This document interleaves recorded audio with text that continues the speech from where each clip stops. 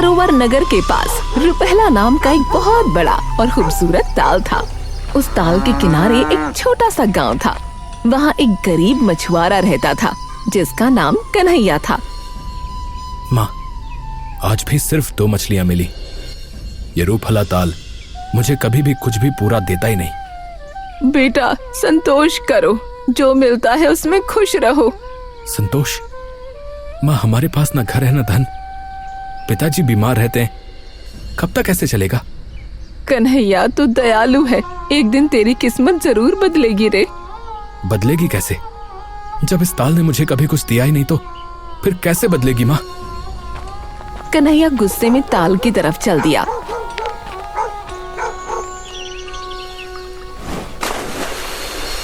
उसने जाल डाला और बैठ गया। घंटों बीत गए, एक मछली नहीं मिली। पूरा दिन गुजरने लगा और सूरज ढलने लगा। देख लो माँ, आज भी कुछ नहीं मिला, खाली हाथ जाऊंगा, यही है मेरी किस्मत। तभी अचानक जाल बहुत भारी हो गया। लगता है आज कोई बड़ी मछली फंस गई है। वो तेजी से जाल खींचने लगा। अरे अरे, ये तो बहुत भारी है। क्या हो गया? खिंच जा, आजा आजा। कन्हैया ने पूरी ताकत लगा दी। जाल धीरे धीरे बाहर आ रहा था और उसका वजन बढ़ता जा रहा था। अरे अरे, ये क्या? जैसे कोई भारी पत्थर या कोई बहुत बड़ी मछली फंस गई हो। उसने एक आखिरी जोरदार झटका दिया। हाय राम, बाहर आ जा। जाल पूरी तरह बाहर आ गया तो उसकी आंखें फटी की फटी रह गईं। अरे अरे, ये क्या है? ये तो कोई मछली नहीं बल्कि एक चमकती हुई तारा मछली जो चांदी की तरह चमक रही थी, उसके शरीर से ऐसी रोशनी फैल रही थी मानो कोई छोटा सा चांद जाल में आ गया हो। हे मानव, मुझसे डरो मत, मैं कोई साधारण तारा मछली नहीं हूँ। मैं रुपहला ताल की जादुई संतान हूँ। बोलती हुई मछली? ये कैसा जादू है? ये क्या है? हे भगवान, मैं कहीं सपना तो नहीं देख रहा हूँ? नहीं मानव, ये सपना नहीं, हकीकत है। अगर तुम मुझे छोड़ दोगे तो मैं तुम्हें 3 ऐसे रहस्य बताऊंगी जो तुम्हारी पूरी जिंदगी बदल देंगे। हाँ, तू आजादी चाहती है जैसे मैं चाहता हूँ। ठीक है, मैं तुझे छोड़ दूंगा, लेकिन पहले बता, क्या सच में तू मेरी किस्मत बदल सकती है? हाँ, लेकिन पहले मुझे पानी में डाल दो। कन्हैया ने तुरंत उसे रुपहला ताल में छोड़ दिया। तारा मछली पानी में जाकर खिलखिला उठी। अब ध्यान से सुन, पहला रहस्य, तुम्हारा विवाह किसी इंसान से नहीं होगा। तुम एक परी से शादी करोगे जो इसी ताल की रहने वाली है। क्या? परी से विवाह? ये कैसे हो सकता है? हो सकता है। दूसरा रहस्य, तुम्हारे 2 पुत्र होंगे, लेकिन वो तुमसे बिछड़ जाएंगे। वो तुम्हें छोड़कर दूर चले जाएंगे और उन्हें वापस लाने के लिए तुम्हें बहुत संघर्ष करना पड़ेगा। ये तो बहुत दुखद बात है। अगर मेरे बच्चे मुझसे दूर हो जाएंगे तो मैं अकेला कैसे रहूंगा? फिलहाल तीसरा रहस्य क्या है? तीसरा रहस्य ये है कि एक कंगन तुम्हारी पूरी जिंदगी बदल देगा। वो कंगन ना तो सोने का होगा न चांदी का, बल्कि मोतियों से बना होगा। जब वो कंगन टूटेगा तो तुम्हारा परिवार बिखर जाएगा, और जब वो फिर से जुड़ेगा तो तुम्हारा परिवार फिर से एक हो जाएगा। ये सब कुछ बहुत अजीब लगता है। मैं इन बातों पर विश्वास नहीं कर सकता। नहीं, तुम बिल्कुल बकवास कर रही हो। समय आने पर तुम्हें सब समझ आ जाएगा। अब मैं जाती हूँ। याद रखना, हमारी ये मुलाकात तुम्हारे भाग्य की पहली सीढ़ी है। तारा मछली पानी के अंदर गायब हो गई। कन्हैया बहुत देर तक ताल के किनारे बैठा सोचता रहा।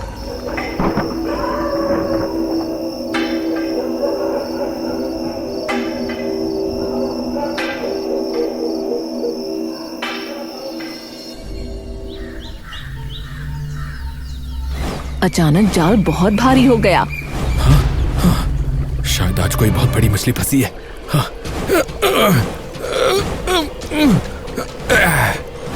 उसने जोर लगाकर जाल खींचा तो उसके अंदर एक सुंदर परी थी।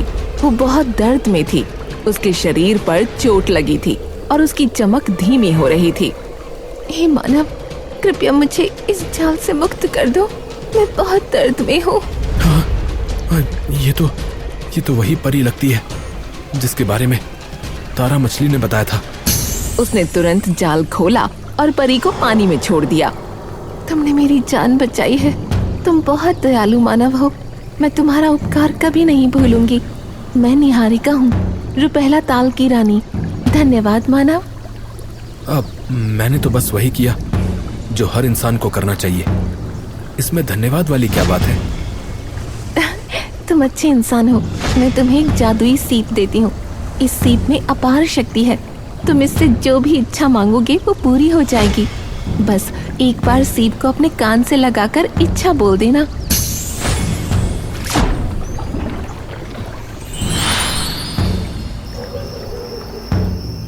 कन्हैया रात भर सो नहीं सका। उसके मन में सिर्फ निहारिका का चेहरा घूम रहा था।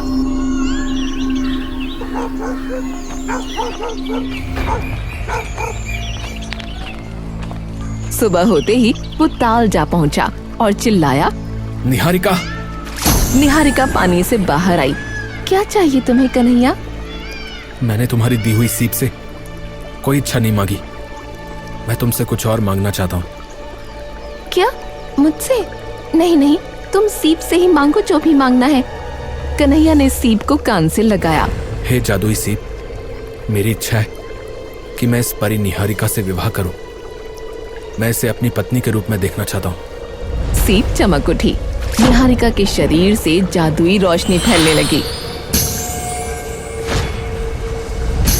कन्हैया, तुमने ऐसा क्यों किया? अब मैं जल लोक से अलग हो गई हूँ। मेरी सारी शक्तियाँ कमजोर हो रही हैं।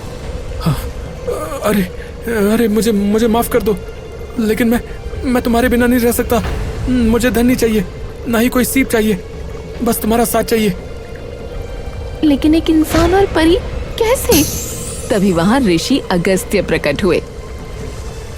डरो मत, ये सब भाग्य का खेल है। तुम दोनों का मिलन पहले से ही तय था। ऋषिवर, कृपया हमारी सहायता करें। मैं तुम्हें एक दिव्य मणि देता हूं।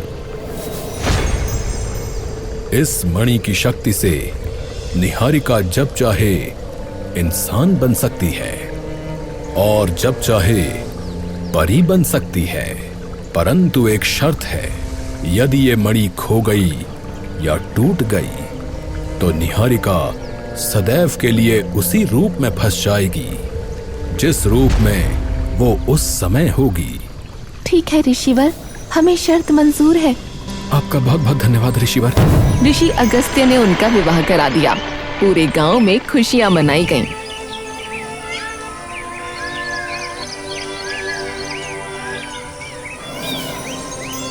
कुछ समय बाद निहारिका ने 2 पुत्रों को जन्म दिया। देखो कन्हैया, हमारा बड़ा बेटा करण और छोटा बेटा वीर। तारा मछली की बातें सच हो रही हैं। मेरे 2 पुत्र हैं। लेकिन हम उन्हें कभी अलग नहीं होने देंगे, है ना? हाँ, कभी नहीं।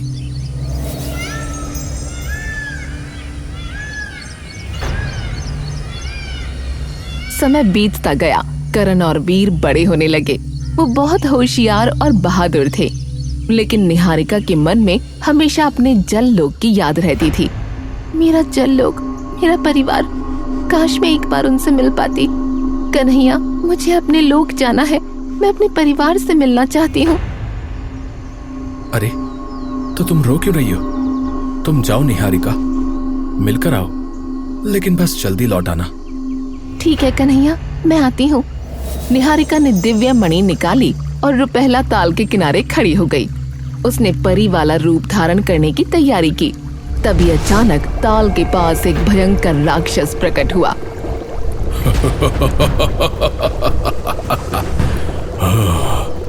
ये क्या चमक है? ये तो कोई अनमोल मणि है। तुम्बरू ने लपक कर मणि छीन ली। नहीं, ये मेरी मणि है, इसे वापस दो। अब ये मणि मेरी है। इसकी शक्ति से मैं तीनों लोकों को जीत लूंगा। नहीं, मैं तुम्हें। तुम्बरू ने अपनी काली जादुई हवा से निहारिका को बेहोश कर दिया और फिर उसे बादलों के किले में कैद कर दिया।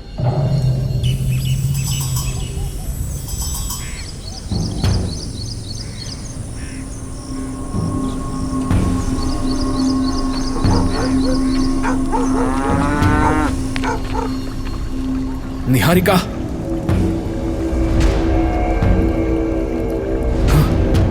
निहारिका, निहारिका, तुम कहाँ हो? हाय राम, ये कंगन टूट गया। तारा मछली ने कहा था जब कंगन टूटेगा तो परिवार बिखर जाएगा। हाँ, मेरा परिवार बिखर गया।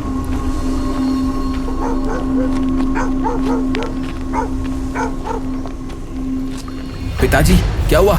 माँ कहाँ है? बेटा, लगता है किसी ने तुम्हारी माँ का अपहरण कर लिया है। क्या? वो जो भी है हम उसे मार डालेंगे। लेकिन वो मिलेगा कैसे?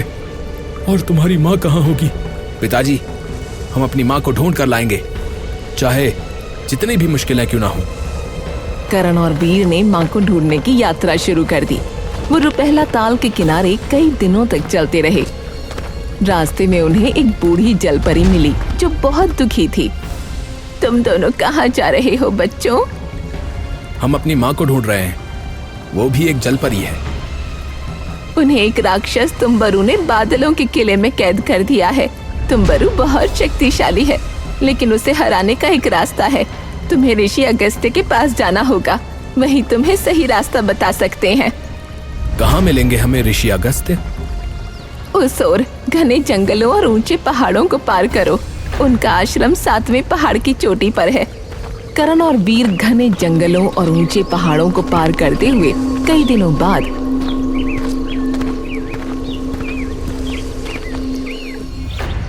ऋषि अगस्त्य के आश्रम में पहुंचे। ऋषि बहुत बूढ़े थे, लेकिन उनकी आंखों में अद्भुत चमक थी। मुझे पता है तुम दोनों क्यों आए हो, परंतु तुम्हें अपनी योग्यता साबित करनी होगी। मैं तुमसे 2 प्रश्न पूछूंगा। यदि तुमने सही उत्तर दिए तो मैं तुम्हारी सहायता करूंगा। हम प्रस्तुत हैं ऋषिवर।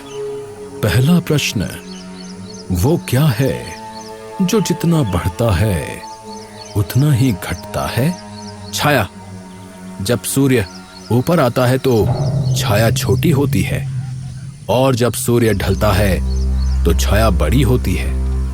यानी जितनी बड़ी होती है उतनी ही कमजोर पड़ती है। सही उत्तर।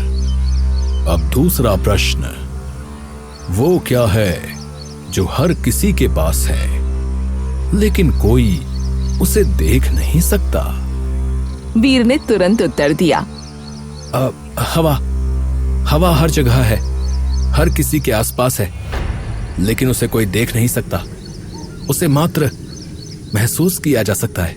तुम दोनों ने अपनी बुद्धि साबित कर दी है। अब मैं तुम्हारी सहायता करूंगा। ऋषि ने करण और वीर को एक जादुई पंख दिया। ये पंख किसी अद्भुत पक्षी का है जो आग और पानी दोनों में उड़ सकता है। इस पंख को सदैव अपने पास रखना। जब भी मुसीबत में फंसो तो इस पंख को वायु में लहराना। ये तुम्हें तुम्बरू के बादलों के किले तक ले जाएगा। परंतु सावधान रहना, किले में 3 द्वार हैं। हर द्वार पर एक पहेली होगी। एक भी पहेली का गलत उत्तर देने पर तुम सदैव के लिए पत्थर बन जाओगे। हम तैयार हैं ऋषिवर, हम अपनी माँ को छुड़ा कर रहेंगे। करण ने पंख लहराया। अगले ही पल वो बादलों के किले के सामने पहुंच गए। वो किला बादलों से भी ऊपर था। उसके चारों तरफ बिजलियां चमक रही थी और गड़गड़ाहट हो रही थी। भाई, हमें हिम्मत नहीं हारनी है। हमें अपनी माता को बचाना है। हाँ भाई, चलो इस किले को ध्वस्त करते हैं। करण और वीर ने किले का पहला दरवाजा खटखटाया। अंदर से एक आवाज आई, यदि तुम इस दरवाजे को पार करना चाहते हो तो मेरी पहेली का उत्तर दो। वो क्या है जो बिना पैर के दौड़ती है और बिना पंख के उड़ती है? ये तो बड़ा आसान है। उत्तर है नदी।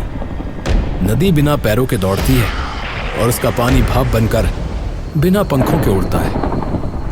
सही उत्तर। पहला दरवाजा खुल गया। वो अंदर घुस गए।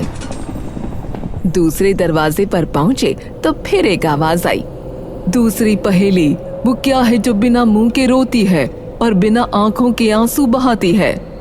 बादल। जब बादल गरजते हैं तो ऐसा लगता है जैसे वे रो रहे हैं और बरसात उनके आंसू हैं।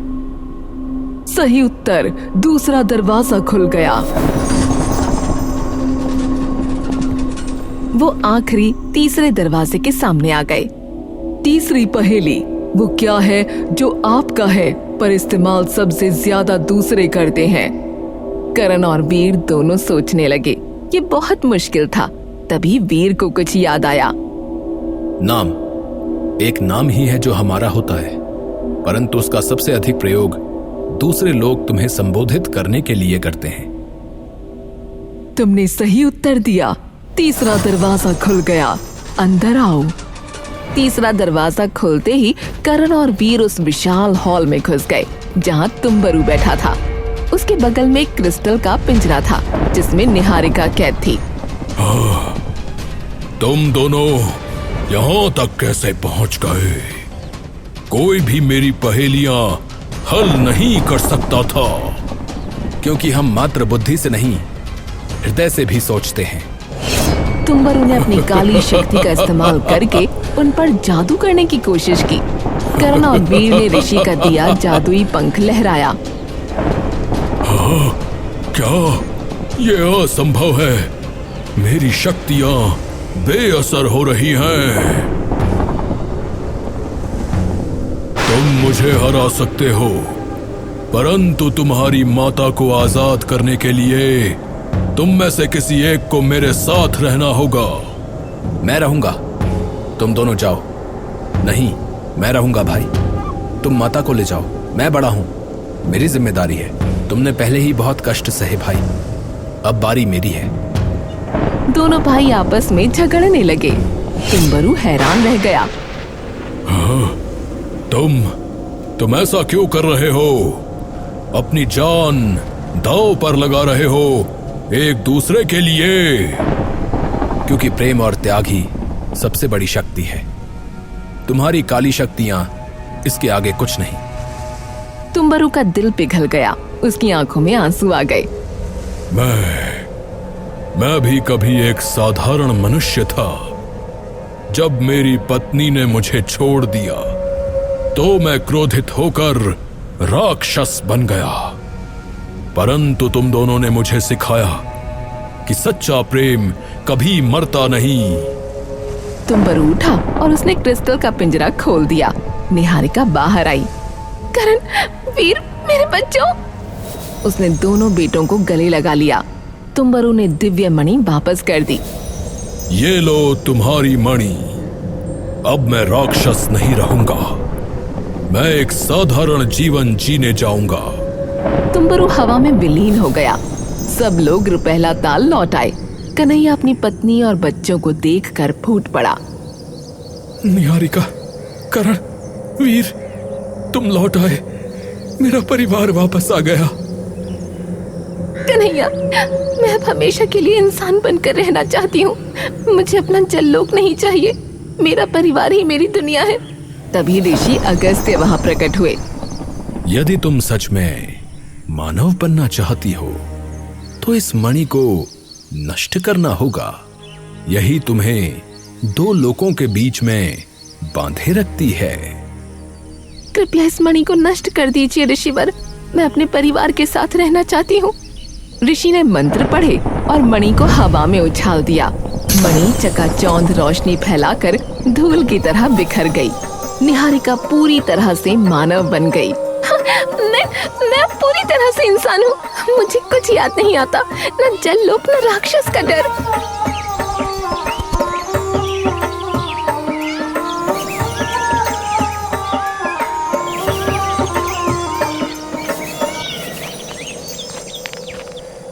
एक दिन कन्हैया रुपहला ताल के किनारे बैठा था। तभी पानी में वही जादुई तारा मछली आई। कन्हैया, क्या तुम मुझे पकड़ोगे? अब नहीं। अब मैंने सीख लिया है कि सच्चा सुख किसी को बांधने में नहीं, बल्कि उसे मुक्त करने में है। तुमने जीवन का सबसे बड़ा जादू सीख लिया। यही करुणा है। तुम्हारे घर में हमेशा सुख, शांति और समृद्धि बनी रहेगी।